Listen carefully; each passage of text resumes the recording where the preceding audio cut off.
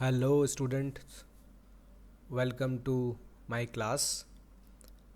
आज हम लोग ब्रांच अकाउंटिंग के अंदर करेंगे होलसेल सिस्टम और हम लोग देखेंगे कि इसमें अपने अकाउंट्स कैसे बनाते हैं, कौन कौन सा अकाउंट इम्पॉर्टेंट है और उसमें होता क्या है। ठीक है, तो बेटा होलसेल सिस्टम क्या होता है पहले इसको समझा जाए। सबसे पहले आप ये समझो कि जो भी हेड ऑफिस होता है,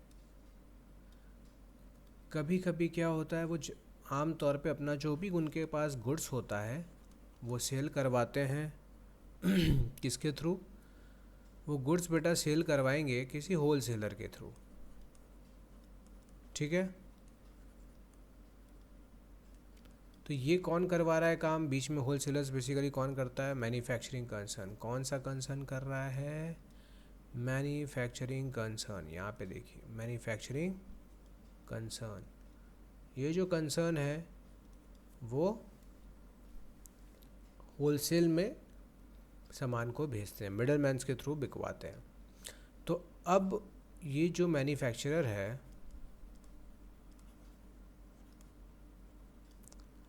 तो बेटा ये मैन्युफैक्चरर अपने इसके जो ब्रांच है ना, इसका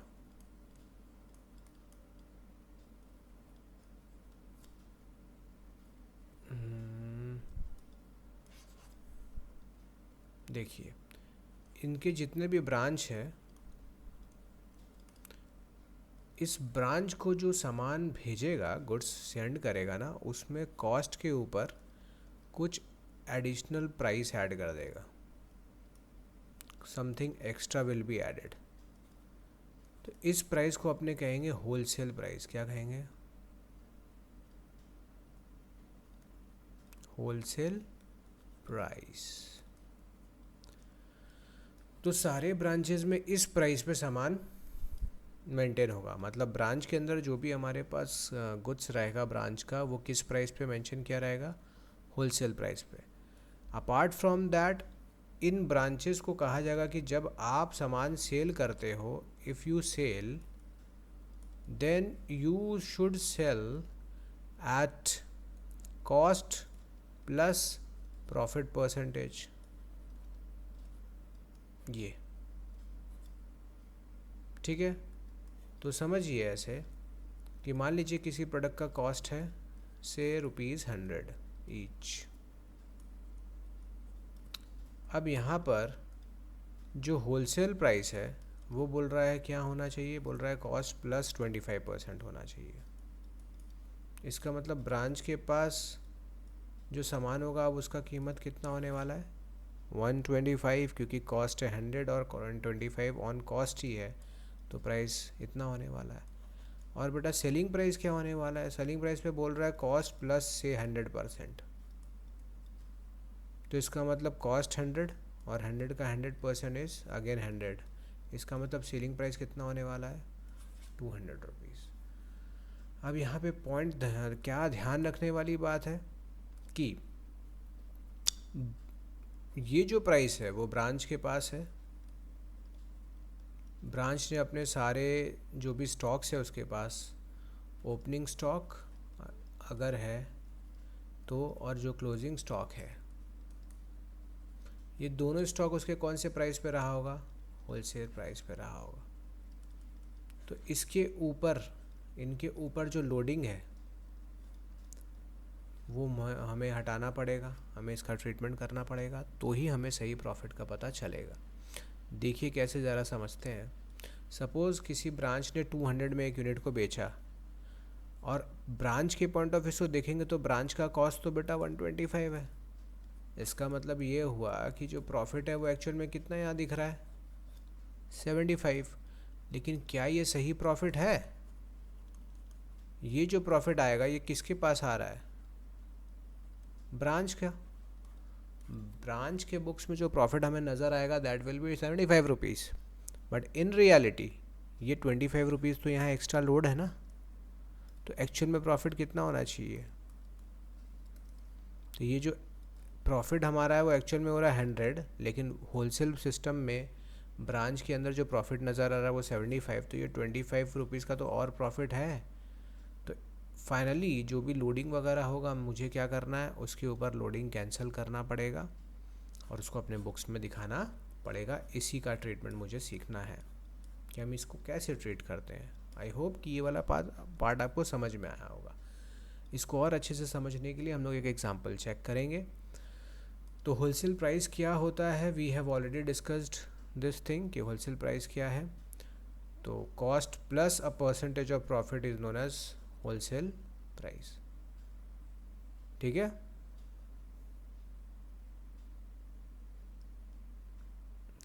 एक्सपेक्टेशंस ऑफ ब्रांच क्या है, तो हम ब्रांच से हम ये एक्सपेक्ट करते हैं कि वो जो गुड्स है वो किस प्राइस पर बेचेगा, रिटेल प्राइस पे, जो कि हायर होगा ना होलसेल प्राइस से।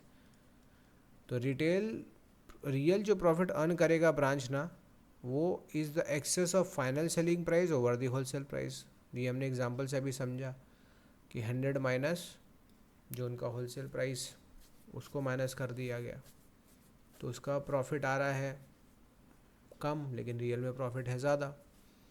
तो ब्रांच का प्रॉफिट कितना आ रहा था, जो एग्जांपल से हमने देखा। यहाँ पे अगेन एक एग्जांपल है हमारे पास कि एक आर्टिकल का कॉस्ट प्राइस बेटा 100 है और उसका सेलिंग प्राइस बोल रहा है 125, मतलब होलसेल प्राइस कितना है 125 है, रिटेल प्राइस कितना है 160 है। तो जब आर्टिकल बेचेगा ब्रांच तो उसका एक्चुअल प्रॉफिट कितना नज़र आएगा, actual selling price minus wholesale price.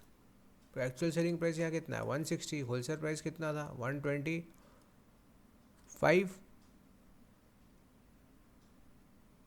ठीक है। तो ब्रांच का प्रॉफिट कितना नज़र आ रहा है 35।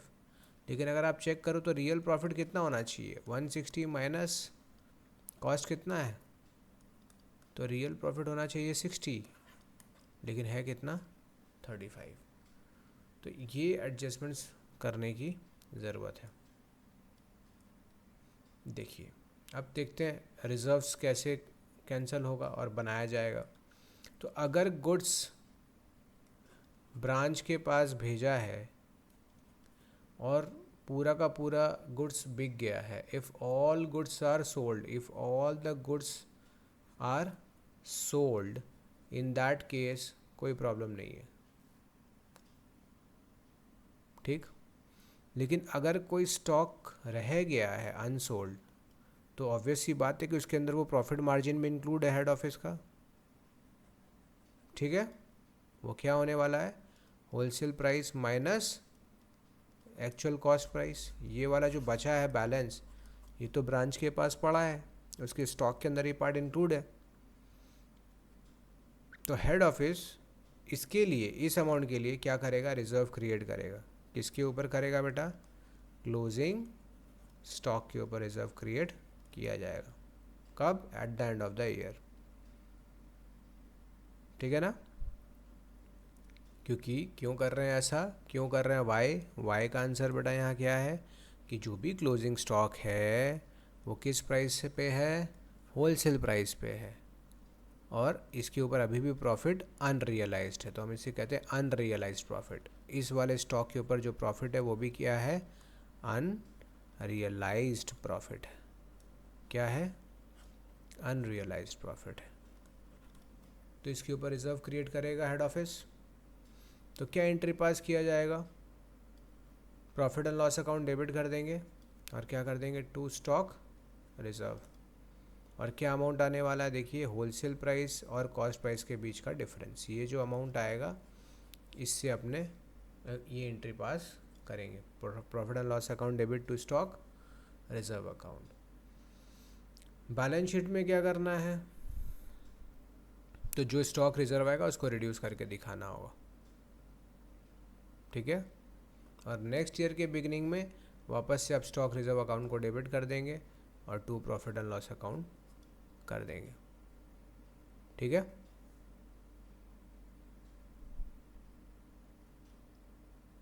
चलिए एग्जांपल से समझे। लिखा है कि X operates a number of retail shops, goods are invoiced at wholesale price, cost plus 25%, shop sells the goods at the list price which is cost plus 100%।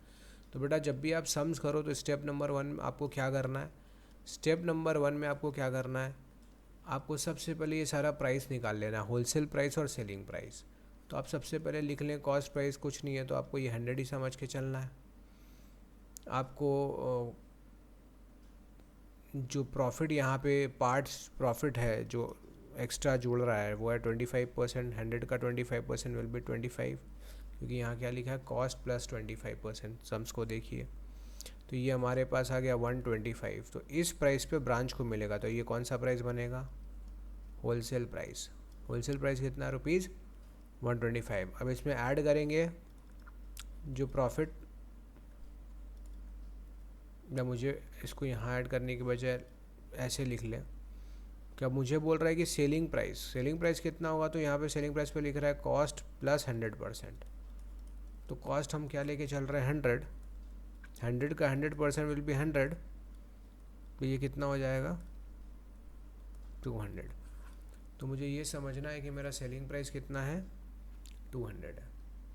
क्या क्या अकाउंट हमें बनाना है इसको हम लोग देख लेते हैं। सबसे पहले हमें बनाना है ब्रांच स्टॉक अकाउंट, और हमेशा जो भी स्टॉक होगा वो बेटा किस प्राइस पे होगा, होलसेल प्राइस पे। इसी ब्रांच स्टॉक का जो ओपनिंग क्लोजिंग स्टॉक पे लोडिंग होगा, जो एक्सेस रिजर्व है अनरियलाइज्ड प्रॉफिट वो यहाँ पे स्टॉक रिजर्व अकाउंट में दिखा देंगे। फिर ब्रांच का प्रॉफिट एंड लॉस अकाउंट बना देंगे, और एक हेड ऑफिस का भी प्रॉफिट एंड लॉस अकाउंट का एक्सट्रैक्ट दिखा देंगे। क्योंकि हेड ऑफिस का पूरा इन्फॉर्मेशन हमारे पास नहीं है तो हम सिर्फ एक छोटा सा अकाउंट बना के इस सम से रिलेटेड जो भी अमाउंट वहाँ जाएगा हेड ऑफिस के प्रॉफिट एंड लॉस में उसको शो करेंगे। तो चलिए देखते हैं। तो यहाँ पर एक सम्स दिया है, ये हमारा क्वेश्चन है, this is our question. Question में हमें क्या क्या दिया है उसको समझेंगे। हमारे पास ओपनिंग स्टॉक है 2000 का, तो आप मेरे को बताइए जो ओपनिंग स्टॉक है किस प्राइस पे होगा, होलसेल प्राइस पे होगा कि नहीं। तो दिस 2000 इज़ इक्विवेलेंट टू हमारे इस सम्स के हिसाब से कितना था बेटा, एक बार फिर से देख लो, कॉस्ट प्लस 25 था होलसेल प्राइस। क्या था ध्यान से देखो, होलसेल प्राइस क्या है, कॉस्ट प्लस 25%। तो इसका मतलब this amount will be equivalent to 125। Goods sent to shop is 8000, goods returned by shop, sorry 8 lakh, this is 8000. Goods sold at the shop is 520. Expenses at the shop यहाँ पर given है, goods returned by the customer at the shop is 20,000. Goods destroyed by fire is 6400। ये भी बेटा कितने के बराबर होगा, ये भी ध्यान रखना है आपको। अब सबसे पहला काम हमें क्या करना है, ब्रांच स्टॉक अकाउंट बनाना है। तो अपने ब्रांच स्टॉक अकाउंट कैसे बना रहे हैं, सबसे पहले हम लोग ओपनिंग स्टॉक लिख लिए, ये हम लोग ऑलरेडी बनाना जानते हैं, स्टॉक एंड डेटर सिस्टम में हम लोग अच्छे से सीख चुके हैं। जिन बच्चों ने वो क्लास नहीं किया है वीडियो, वो उसको वहाँ पर जाकर देख सकते हैं। देन हमारे पास क्या है, क्लोजिंग बैलेंस। अब ये कैसे आया अमाउंट, ये मुझे देखना होगा क्योंकि हमारे सम्स में ये अमाउंट कहीं नहीं है, तो ये कहाँ से आया, ये क्वेश्चन मार्क लगा लीजिए। गुड्स सेंट टू शॉप बिल्कुल गिवन था 8 लाख। आप सम्स को एक बार स्क्रीनशॉट ले सकते हैं, आप दोबारा देख सकते हैं। देखिए गुड्स सेंट टू शॉप कितना है 8, तो हमें पता है स्टॉक इनक्रीज़ हो गया। अब आप लोगों को पता है ना एंट्रीज़ हमने डिस्कस कर लिया है सब, वो वीडियोस देख सकते हैं, तो आपका ये और क्लियर हो जाएगा, बड़े आराम से आपको आ जाएगा। तो ब्रांच स्टॉक के अंदर आ गया बेटा 2 goods sent to shop. Then return हुआ था 8000 का। ये देखिए रिटर्न जो 8000 है क्या है, पहले आया ना, गुड्स रिटर्न बाय शॉप। तो जब शॉप गुड्स रिटर्न करता है तो यहाँ पे लिखते हैं जब गुड्स सेंट और रिटर्न हुआ वो यहाँ आ गया। देन वी हैव सेल्स, तो ब्रांच ने अपना सेल्स किया, तो टोटल कितना का सेल्स हुआ, 520 का सेल्स हुआ, ठीक है, 5,20,000 का। सेल्स रिटर्न कितने का आया, 20,000 का सम में लिखा है, क्या लिखा है देखिए, goods return by customer at the shop.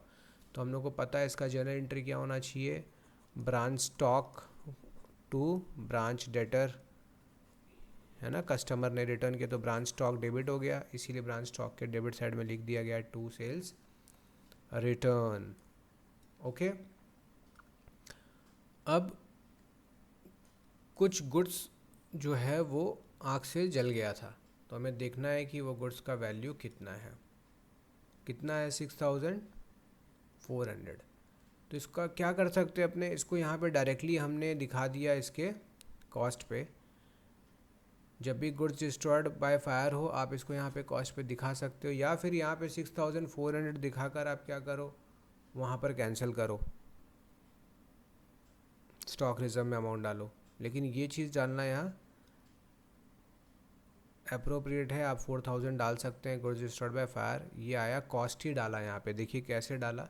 Sums में वैल्यू है 6400, 6400।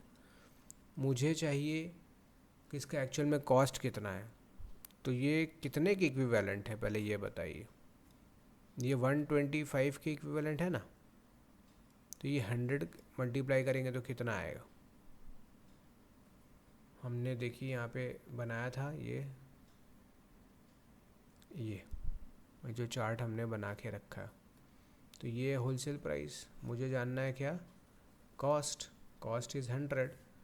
तो हम क्या कर रहे हैं, ध्यान से समझेंगे कि 6400 125 के बराबर है, तो कॉस्ट कितने के बराबर होगा। ये पार्ट है कॉस्ट, ये पार्ट है होलसेल प्राइस, और ये चीज़ होलसेल प्राइस वैल्यू में है, अमाउंट में। इसको सॉल्व करेंगे तो कितना आएगा, 25 4 ज़ा 25 5 ज़ा 5 1 ज़ा 5 5 2 ज़ा 10 5 8 ज़ा 40।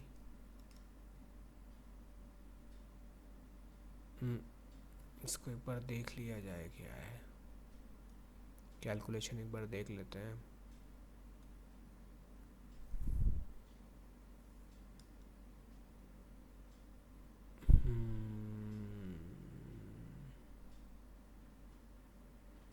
ओके,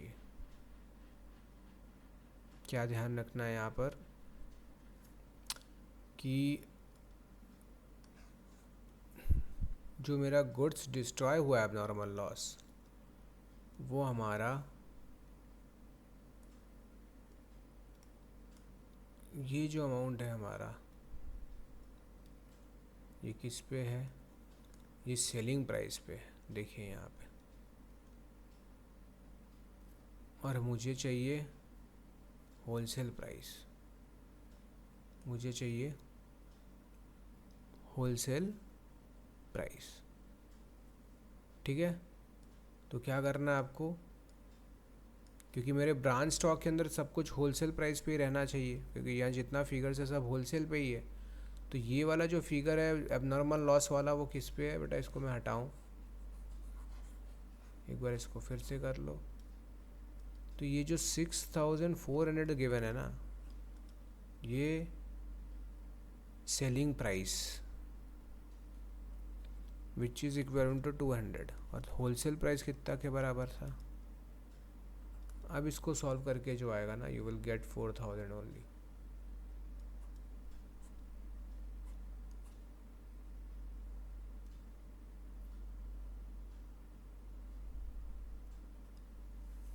ठीक है, चेक कर लो कितना आ रहा है।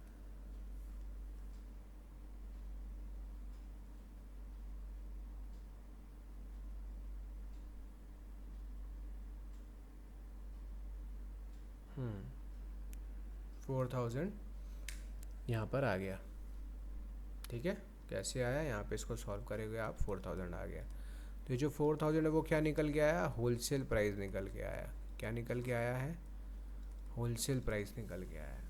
क्यों होलसेल प्राइस आएगा, क्योंकि ये सारा चीज़ हम लोग किस पे दिखा रहे हैं, होलसेल प्राइस पे दिखा रहे हैं। अब मुझे देखना है कि प्रॉफिट कितना निकला होगा। तो भाई सेल्स के ऊपर प्रॉफिट निकला है। अब ध्यान से देखिए,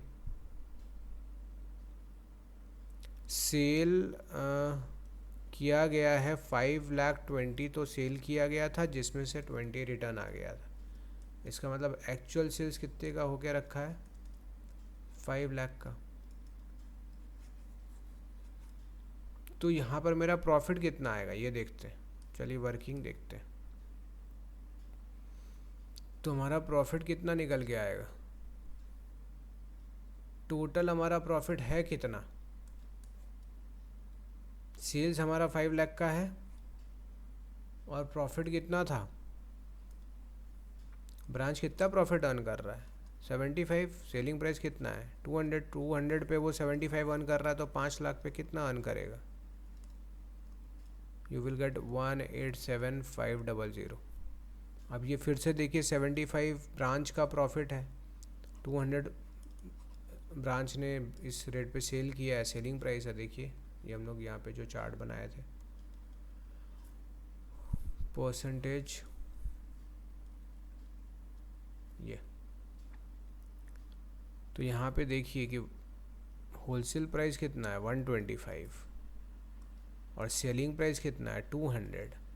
तो ब्रांच का प्रॉफिट कितना होना चाहिए? ब्रांच बेच रहा है 200 में और उसके लिए जो प्राइस है कॉस्ट वो कितना है 125, क्योंकि ब्रांच को तो 125 पे मिल रहा है। तो इसका ब्रांच का प्रॉफिट 75 है। इसका मतलब ऑन सेल्स अगर 200 है तो प्रॉफिट कितना है 75। इसके पीछे नॉर्मल सिंपल लॉजिक है, यूनिटरी मेथड। 1 रुपये का सेल्स होगा तो कितना होगा? देखो 75 बाई, और हम लोग सीख के अभी हम लोग देखें कितना का है सेल्स, टोटल सेल्स कितने का हुआ 5 लाख का। तो 5 लाख पे कितना होना चाहिए? 75/200 इंटू 5 लैक्स। देखिए यही हुआ है। जब आप उसको सॉल्व करेंगे तो आपको मिलेगा ग्रॉस प्रॉफिट। क्या मिलेगा? ये ग्रॉस प्रॉफिट। ये कहाँ से आया बेटा? वर्किंग नोट से आया। कैसे निकला अभी हमने सीखा, ठीक है। इसको फिर से एक बार देखना तो ये और क्लियर हो जाएगा। अब जो डिफरेंस का जो बैलेंस सीडी आ रहा है ना, ये बैलेंस सीडी यहाँ पर बैलेंसिंग फिगर है, ठीक है। ये हमने निकाल लिया क्लोजिंग स्टॉक। इसका मतलब ये हुआ कि ब्रांच ने पूरा का पूरा सामान बेचा नहीं है, ब्रांच के पास अभी भी स्टॉक पड़ा हुआ है। तो ध्यान से समझ लीजिए कि ओपनिंग स्टॉक भी है ब्रांच का और ब्रांच का क्लोजिंग स्टॉक भी है।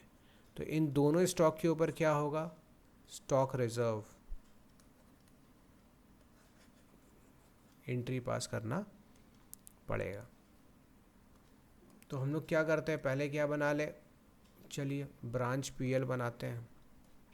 ब्रांच पीएल कैसे बना? यहाँ से आपने देखो क्या निकाला, ब्रांच का प्रॉफिट एंड लॉस निकाला था 187,500। तो जो प्रॉफिट निकाला था ग्रॉस प्रॉफिट वो यहाँ लिखा हमने। ब्रांच का जो एक्सपेंसेस था शॉप्स का वो यहाँ लिख लिया हमने। जो गुड्स डिस्ट्रॉय हुआ था 4,000 कर लिया, क्योंकि ब्रांच जो होलसेल ब्रांच है बेसिकली वो इंडिपेंडेंट ही होता है। तो हमने चार्ज क्या किया 4,000 ब्रांच के प्रॉफिट एंड लॉस में दिखाया, ना कि हेड ऑफिस के। और यहाँ से हम लोग क्या निकाल लिए? यहाँ से निकाल लिए नेट प्रॉफिट। ये नेट प्रॉफिट अल्टीमेटली कहाँ जाएगा? हेड ऑफिस के प्रॉफिट एंड लॉस में। तो जो हमें बताया गया था कि आप हेड ऑफिस का भी अकाउंट बनाओ एक्सट्रैक्ट, तो ये जो प्रॉफिट यहाँ ब्रांच से निकलेगा वो हेड ऑफिस में ट्रांसफ़र हो जाएगा। अब बनाते हैं स्टॉक रिज़र्व। तो स्टॉक रिज़र्व किस किस पे बना? स्टॉक रिज़र्व ओपनिंग स्टॉक पे भी आएगा और क्लोजिंग स्टॉक पे भी आएगा। तो ओपनिंग स्टॉक का डेबिट बैलेंस था, कितना डेबिट बैलेंस था? 2,000 रुपया। देखिए 2,000। तो 2,000 का लोडिंग अब आप कैसे कैंसिल करेंगे बताइए ज़रा, क्या फार्मूला लगाएंगे 2,000 के ऊपर? लोडिंग ऑन ओपनिंग स्टॉक कैसे कैंसिल करेंगे? या अनरियलाइज्ड प्रॉफिट लोड की जगह क्या लिख सकते हैं? Unrealised profit.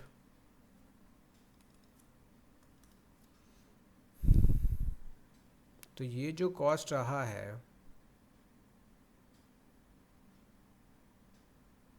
2,000 रहा ओपनिंग स्टॉक। ब्रांच का जो प्रॉफिट हो रहा था कितना हो रहा था? आई थिंक 25 बढ़ा के दिया जा रहा था ना प्राइस पे। तो ये 2,000 जो होगा ये तो होलसेल प्राइस पे आया होगा, ठीक है। 25 ब्रांच का प्रॉफिट है और 125 होलसेल प्राइस है, और ब्रांच का स्टॉक होलसेल प्राइस पे नोट किया गया है। तो इसीलिए 25/125, 25 5 ज़ा 5 4 ज़ा 20। देखिए तो 400 क्या आ गया हमारा ओपनिंग स्टॉक का लोड कैंसिल। अब सेम चीज़ हमें किसके साथ करना है? क्लोजिंग स्टॉक के साथ करना है। तो unrealise profit in closing stock. तो क्लोजिंग स्टॉक हमने अपने ब्रांच स्टॉक अकाउंट से निकाला था, वो कितना अमाउंट था 477,500 477,500। इसके ऊपर भी लोडिंग निकाली है।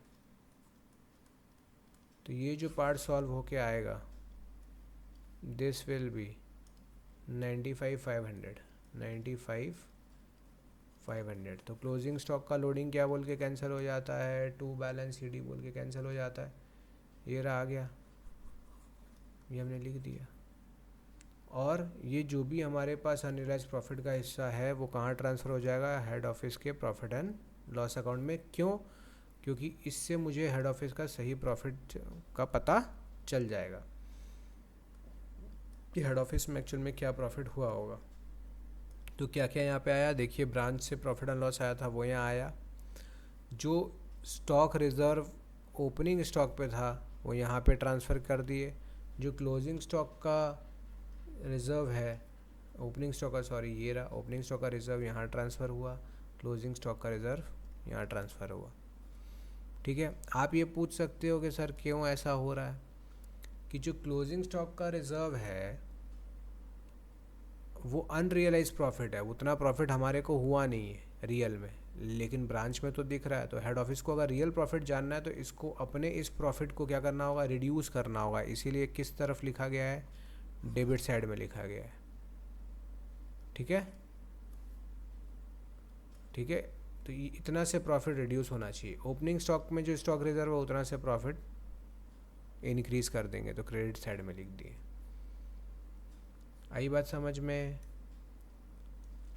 ये हो गया हमारा प्रोसेस किसका, होलसेल सिस्टम का। तो क्या आपको ध्यान रखना है, इसको अगर हम लोग सम अप करें तो क्या देख पा रहे हैं आप। तो सबसे पहले यहाँ पर हम लोग देखेंगे, यहाँ इस चार्ट को ध्यान रखेंगे, आपको बहुत अच्छे से समझ में आएगा। सबसे पहले एक तरफ तो हेड ऑफिस है, हेड ऑफिस अपना सामान किसको बेच रहा है, दे रहा है, ब्रांच को दे रहा है, और ब्रांच फिर उस सामान को क्या कर रहा है, सेल कर रहा है कस्टमर को। तो कस्टमर के पास जो सामान जा रहा है उसको सेलिंग प्राइस कहेंगे। हेड ऑफिस से ब्रांच के पास जो सामान आ रहा है, जो ब्रांच के पास प्राइस है वो होगा होलसेल प्राइस। और हेड ऑफिस जो प्राइस भेज रहा है वो क्या है, कॉस्ट। तो क्या ध्यान रखना है आप लोगों को, कि जब भी बेटा ब्रांच का कुछ भी निकालना है आपको ओपनिंग और क्लोजिंग स्टॉक पे लोड, तो हमेशा फार्मूला क्या यूज़ करेंगे, प्रॉफिट जो ब्रांच को मिल रहा है divided by wholesale price use करना, ये फार्मूला यूज़ करना। जैसे हमारे इस सम में प्रॉफिट उसका था 25 और जो एक्स्ट्रा जुड़ के प्रॉफिट आया था वो 25, तो होलसेल प्राइस कितना बना था 125, ये। ठीक है। अब जब सेल कर रहे हैं तो यहाँ पर जब कस्टमर के पास गया तो यहाँ क्या निकल के आएगा, सेल प्राइस। ये क्या होगा, सेलिंग प्राइस। समझ रहे हैं आप लोग। तो तरीका से देखा जाए हमारे इस सम्स में तो हेड ऑफिस के पास कितना था, कॉस्ट 100, ब्रांच का होलसेल प्राइस कितना बन गया था 125, और कस्टमर के पास जब वो गुड्स गया तो उसका सेलिंग प्राइस कितना था 200। इन चीज़ों का ध्यान रखना है। ठीक है। तो हमें अगर सेलिंग प्राइस दिया है और मुझे ब्रांच का कोई वैल्यू निकालना है स्टॉक का, जैसे गुड्स डिस्ट्रॉयड बाय फायर निकाले थे, तो यहाँ पे मुझे अगर होलसेल प्राइस निकालना है फ्रॉम सेलिंग प्राइस, तो होलसेल प्राइस कितना है बेटा, देखो इसको बनाने का तरीका क्या है, ये जो फ्रैक्शन निकाल रहे हैं, होलसेल प्राइस कितना है 125, सेलिंग प्राइस कितना है 200। तो अगर आपको कोई वैल्यू सेलिंग प्राइस पे है, जैसे कि एबनॉर्मल लॉस का दिया हुआ था, इनटू यहाँ पे क्या कर देना होगा, आपको क्या निकालना है, आपको होलसेल प्राइस, तो लिख देना होगा wholesale price divide by selling price per unit. तो ये सेलिंग प्राइस है अमाउंट वाला पूरा, जैसे वहाँ था कुछ 6000 समथिंग ये, और ये सेलिंग प्राइस होगा यहाँ पे जो आया है 200, और वहाँ पे वो कितना आया था होलसेल प्राइस 125। तो ये फ्रैक्शन आप करेंगे तो कन्वर्ट होकर जो वैल्यू आएगा वो आ जाएगा wholesale price of the good. ठीक है। हर सम में जब भी बेटा होलसेल सिस्टम आएगा इस टाइप का सम्स, तो इसमें आपको ये करना ही पड़ेगा। तो क्या क्या सीख लिया आपने। आपको क्या करना है, सबसे पहले इस तरीके से आप क्या करोगे, होलसेल प्राइस, सेलिंग प्राइस और कॉस्ट निकाल लोगे पर यूनिट के हिसाब से, परसेंटेज में निकाल लोगे। इसके बाद आप क्या करोगे, ब्रांच स्टॉक बनाओगे। क्या करोगे, ब्रांच स्टॉक बनाओगे। तो ब्रांच स्टॉक बना के आपको यहाँ से क्या ढूंढने मिलेगा, क्लोजिंग स्टॉक ढूंढने मिलेगा। यहाँ से फाइंड क्लोजिंग स्टॉक, क्योंकि हमारे जैसे सम्स में अपने को तो प्रॉफिट आप निकाल ही लोगे आराम से, क्योंकि प्रॉफिट परसेंट गिवन है और आपको सेल्स गिवन है, तो आप आराम से ढूंढ लेंगे कितना प्रॉफिट हुआ हमारा सेल करके। तो प्रॉफिट हमारा यहाँ निकल गया, बैलेंसिंग फिगर क्या निकल के आ जाएगा, क्लोजिंग स्टॉक आ जाएगा। क्लोजिंग स्टॉक क्यों निकाल रहे हैं, क्योंकि मुझे पता है कि क्लोजिंग स्टॉक होगा होलसेल प्राइस पे, तो इसके ऊपर अनरियलाइज प्रॉफिट होगा, जो हमें क्या करना है, उसके लिए एंट्री पास करना पड़ेगा, स्टॉक रिजर्व में जाएगा, तो रिजर्व अकाउंट में डालना पड़ेगा। ठीक है, स्टॉक रिजर्व्स का जो बैलेंस है वो हेड ऑफिस में जाएगा, और ब्रांच का जो प्रॉफिट निकलेगा बच्चों वो भी किस में जाएगा, हेड ऑफिस में जाएगा। तो इतना बेसिक चीज़ है जो ट्रांसफ़र हेड ऑफिस में होगा। अगर हमारे पास ज़्यादा इन्फॉर्मेशन दिया होगा हेड ऑफिस का, तो हम वो भी रिकॉर्ड करेंगे हेड ऑफिस अकाउंट में। पूरा हेड ऑफिस अकाउंट से भी अपने प्रॉफिट निकाल सकते हैं, हेड ऑफिस का प्रॉफिट एंड लॉस से। ठीक है, तो ये हमने वर्किंग कर लिया। आप चाहो तो इसको वापस देख सकते हो कि कैसे निकाला। यहाँ पे मैंने एक्सप्लेन किया है कि क्यों हो रहा है ये 25/125। बच्चे यहाँ अटकते हैं कि सर कैसे समझेंगे कि क्या करना है मुझे, तो ये आप समझ लिए क्यों हो रहा है, ये क्यों आया आप समझे, क्योंकि जो एबनॉर्मल लॉस था वो रिटेल प्राइस पे था। तो रिटेल प्राइस मतलब वही सेलिंग प्राइस। अब देखिए, ये इस टाइप का सम्स एग्ज़ाम में आने का आपका बहुत बहुत चांस है। उसको आप स्टार लगा लीजिए, स्टार मार्क्स कर लीजिए, वेरी इंपॉर्टेंट। यहाँ पे क्या है, आपको हेड ऑफिस और ब्रांच दोनों का ही इन्फॉर्मेशन गिवन है। आपको दोनों का ही अकाउंट बनाना है, आपको ट्रेडिंग पीएल बनाना है, हेड ऑफिस का भी और ब्रांच का भी। अब देखिए सम्स पढ़ते हैं। वाइट लिमिटेड के पास रिटेल ब्रांच है गुड़गांव में। गुड्स जो है वो 60% प्रॉफिट ऑन कॉस्ट पे बेच रहा है। देखना, ध्यान से समझना। पहले लिखा है सोल्ड, सोल्ड मतलब सेलिंग प्राइस है। ठीक है, इसका मतलब अगर कॉस्ट, इफ़ कॉस्ट इज़ ₹100, तो सेलिंग प्राइस क्या आने वाला है, 160, क्योंकि ऑन कॉस्ट लिखा हुआ है।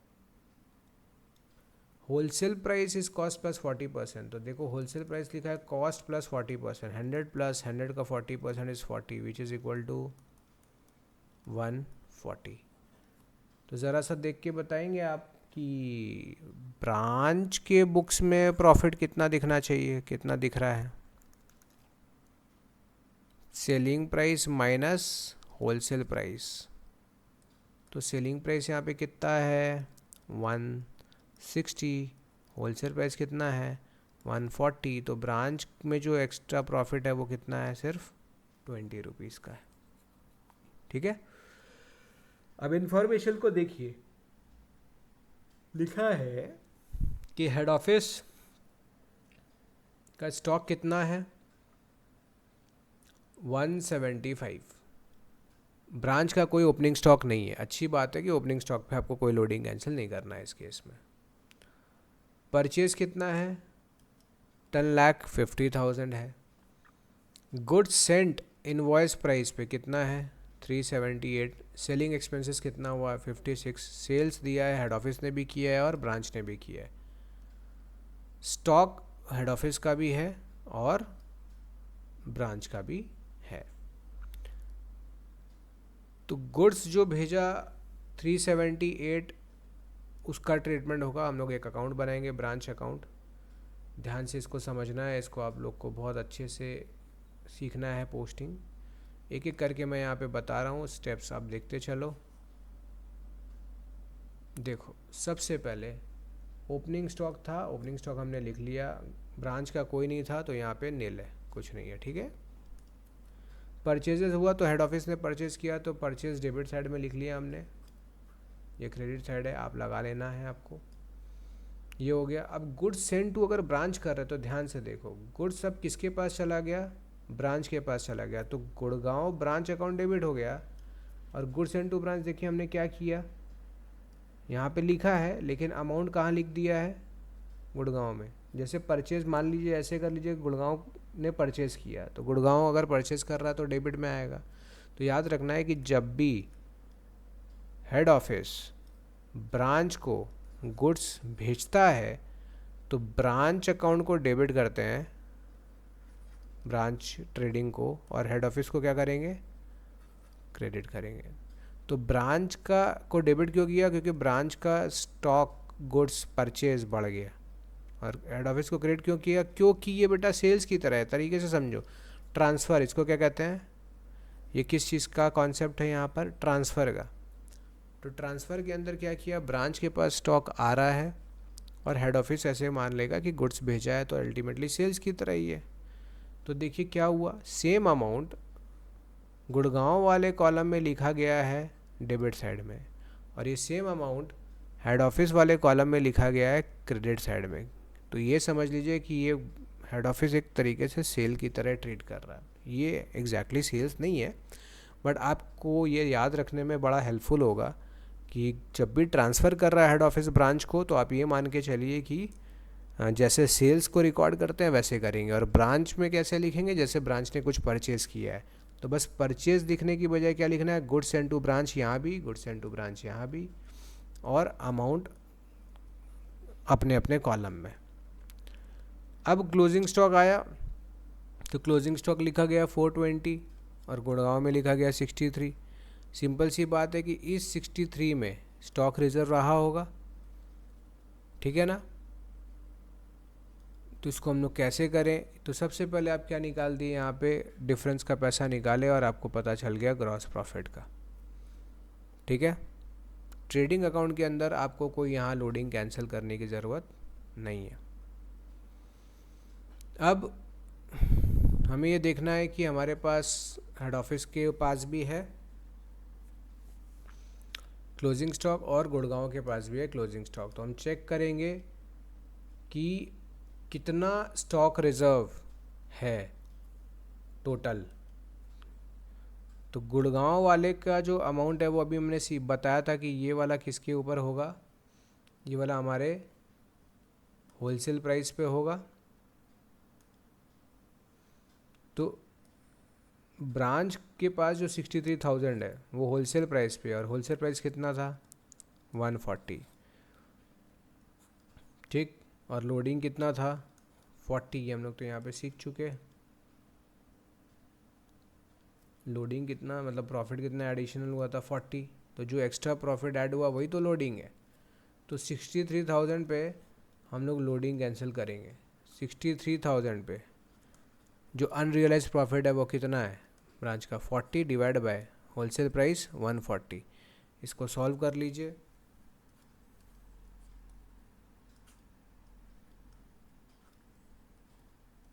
तो 9 से कितना आ रहा है 18,000।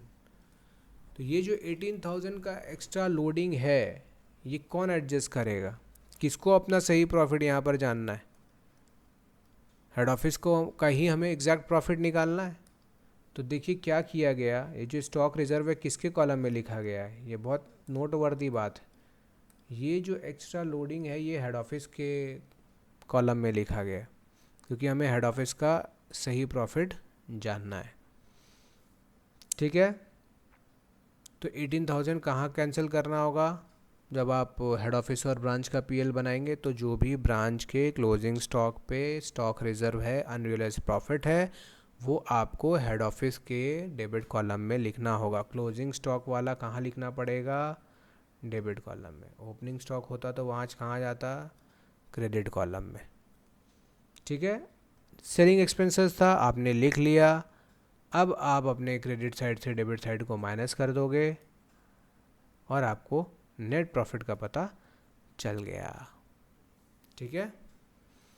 तो एक्चुअल में जो हेड ऑफिस का प्रॉफिट है वो कितना है 570। ब्रांच का जो प्रॉफिट है वो कितना दिखाया जाएगा 28, ठीक है। तो हेड ऑफिस को यहाँ सारा पिक्चर क्लियर है कि ब्रांच के बुक्स में प्रॉफिट आ रहा है 28 और हमारा एक्चुअल में प्रॉफिट कितना हुआ है 570। क्लोजिंग स्टॉक पे ऑलरेडी रिजर्व कैंसिल हो चुका है। तो ये जो है ये एक्चुअल प्रॉफिट आ रहा है, ट्रू प्रॉफिट है ये। ठीक है, बस अब इंडिपेंडेंट ब्रांचेस है, अगर ये अपने सिलेबस में CU के है तो हम लोग इसको करेंगे। एल्स मोर और लेस जहाँ तक बेटा चांस है आपका एग्ज़ाम में, आपके एग्ज़ाम में यही आने वाला है। हमने सिंथेटिक मेथड सीख लिया, हमने ट्रेडिंग फाइनल अकाउंट सिस्टम सीख लिया, हमने स्टॉक एंड डेटर सिस्टम सीख लिया, और आज हमने ख़त्म कर लिया हमारा होलसेल एंड रिटेल सिस्टम। तो ये चीज़ जो देखा गया यहाँ तक अगर आपने कर लिया है तो हमने ब्रांच के ऑलमोस्ट वो सारे एस्पेक्ट को कर लिया जिससे आपके एग्ज़ाम में सम्स आने वाला है। तो ब्रांच अकाउंटिंग का मेन क्लास जो है वो आज हमने ख़त्म कर लिया, और आई एम श्योर कि जो भी सम्स आपके इस बार CU में आने वाला है वो इन्हीं मेथड से आने वाला है। तो इन सारे मेथड्स को देखना है और आपका फुल मार्क्स इस चैप्टर में आएगा। ठीक है, सम्स प्रैक्टिस करने के लिए मैंने ग्रुप में PDF भेज दिया है बच्चों को, आप लोग उससे प्रैक्टिस कर सकते हो। आप लोग 10 ईयर्स को भी BCom के स्टूडेंट के लिए बेटा देखो बहुत ज़्यादा डिटेल में तो कोई पढ़ना नहीं चाहता, ना पढ़ता है, तो आप अपने CU का 10 ईयर्स का पेपर सॉल्व कर लोगे, उसी से काम बन जाएगा। और आप चाहते हो कि ये 10 ईयर्स का पेपर अगर हम आपको ऑनलाइन सॉल्व करवा दें तो उसके लिए आप बेटा हमें कमेंट करें, और इन सारे वीडियोस का लिंक बेटा मैं आपको जब दूंगा आप तभी देख पाओगे। ठीक है, क्योंकि ये पब्लिक होने वाला नहीं है, ये कुछ वीडियोस प्राइवेट होने वाले हैं। तो 10 ईयर्स का पेपर जो हम लोग सॉल्व करेंगे ये पब्लिक नहीं होगा, ये वीडियोस हमारा बेटा प्राइवेट होगा। और आप अगर चाह रहे हैं तो आप लिंक के लिए हमें कमेंट कीजिए, पेज को, हमारे चैनल को लाइक कीजिए, शेयर कीजिए फ्रेंड्स के साथ।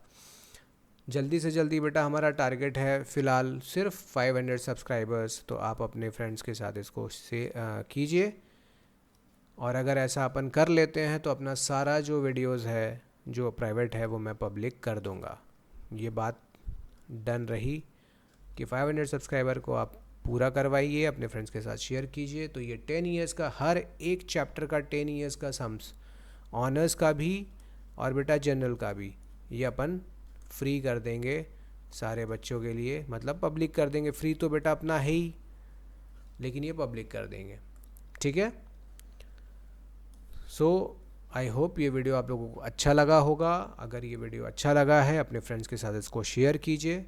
मिलते हैं नेक्स्ट वीडियो में, तब तक के लिए बाय बाय, सी यू, जय हिंद, लव यू ऑल।